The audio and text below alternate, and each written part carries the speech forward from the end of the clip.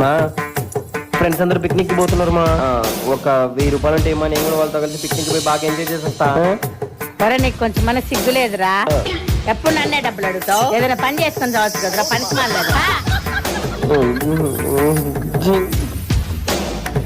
మీ అమ్మ 1000 రూపాయలు దానికి చచ్చిపోతుంది.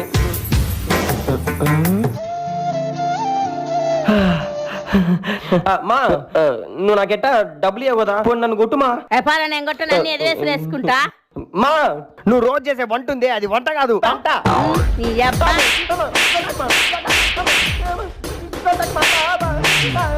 లాఫర్గా